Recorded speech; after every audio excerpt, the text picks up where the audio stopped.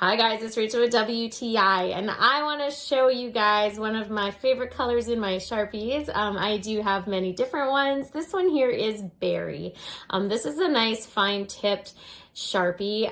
You can see the fabric on the end, so you're able to use this for many different things. I like to use it to label a lot of things, whether it's lunch containers, backpacks, toys that my daughter's gonna bring to school. I like to make sure that her name are on a lot of different items so that it does not get lost and she can see it.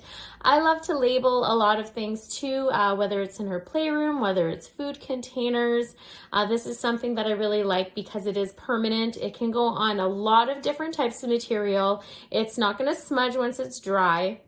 And I like the fact that it is a fun color. I don't always want to use the same color, so yes, I do buy a lot of different ones, but this one here is one of my favorites. It's not quite pink, it's not quite purple, it is berry, and it is a beautiful color, and I love the fact that it's not going to rub off, and it's something that my daughter finds pretty when I label all of her things. That's just my point of view.